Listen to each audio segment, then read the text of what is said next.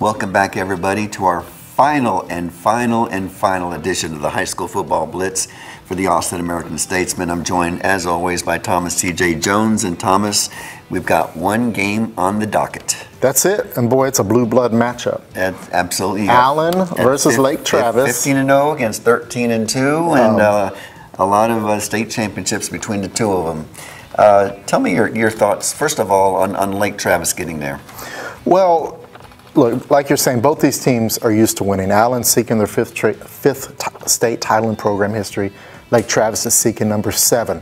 Am I surprised Lake Travis is here? I think the whole state's surprised they beat Katy, but really, should we? No. They've proven themselves winners, and this Allen team, I know they're ranked number 1. I know they beat Cedar Ridge 28-7, but I'm telling you, look at that Cedar Ridge game a little bit closer. Allen only had 193 yards of offense and 9 first downs. They're ripe for the picking if Lake Travis plays smart and careful football. If Lake Travis is going to win, I believe it's going to have to be the defense, because we know Lake Travis will score. And the defense, to be honest with you, has been pretty phenomenal after a sluggish start to the season. We know they gave up 65 points to Judson. And I thought, this is the worst defense I've ever seen in Central Texas, not alone this Lake Travis. This defense is very much improved. In the last 12 games, they've averaged only given up 17 points a game. With a defense like that, with an offense like that, they've been able to win a lot of games. Well, talking about that Lake Travis defense, look at the Eagles on the offensive side of the ball. They're a little banged up. Their outstanding receiver, Carson Schlecker, who's committed to Iowa State, he's missed the last 2 games with an injury, and I don't know if he's going to play Saturday. I don't think he's going to. They like to run the ball. They have a kid named Caleb Sturgis, who is almost 2,000 yards rushing, Arizona State commit. But they have issues protecting their quarterback. Cedar Ridge sacked them 7 times in that semifinal game. Trinity put a lot of pressure on the Allen quarterback. So if Lake Travis can get pressure on that quarterback, I think Lake Travis defense can hold up. And speaking of quarterbacks, Lake Travis has an issue of their own. Matt Baldwin, the great senior quarterback bound for Ohio State, he was injured too in this last week. He has some sort of a meniscus injury. Yeah. Now, with that said, I've heard from his family that he will play. There's no way in the world he's going to miss this game.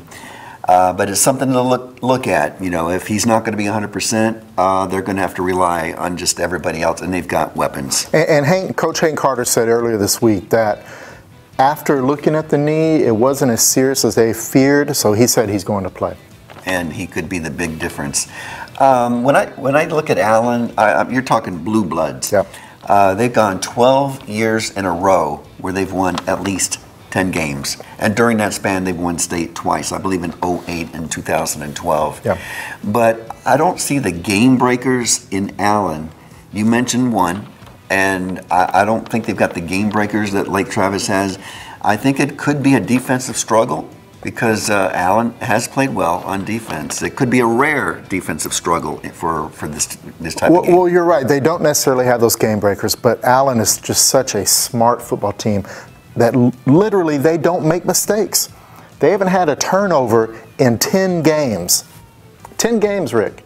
That's amazing. Now, Lake Travis, they have 18 interceptions. They've recovered 8 fumbles this year. Nathan Peroti's had, what, 7 interceptions in the secondary for Lake Travis? And 4 in the playoffs. Yeah, they're going to have to at least force 1 turnover. They're going to need a break, but Allen, to their credit, takes very good care of the ball. And in Lake Travis's favor, I was at the San Antonio game over the weekend, and it was a driving rainstorm, and Lake Travis did not turn the football over in a driving rainstorm. And they're the ones with the passing game where it might have been conducive to turn the ball over, but in their case, not. But I'm going to let you pick first. Who do you think is going to win the state championship? Okay, I'm going to give you a score, too. Oh. All right? And I expect one from you. All right.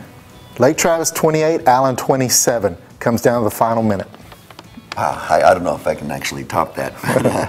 I'm going to go a little lower. I'm going to say Lake Travis 24, Allen 21, with the great Cameron Dicker, UT bound, going to kick a 37-yard field goal with 1.5 seconds left in the 4th quarter to win it. If you can be a little more specific about what you think is going to happen. It's going to happen at 5:25 p.m. And that's going to wrap us up. Thomas T.J. Jones, it's been a fabulous year for the both of us covering high school football in Central Texas. Thanks to Joe Harrington behind the camera. He makes everything work here. And from all of us at the American-Statesman, we thank you for watching the High School Blitz. And as we like to say every single week, we hope your favorite team did well this year.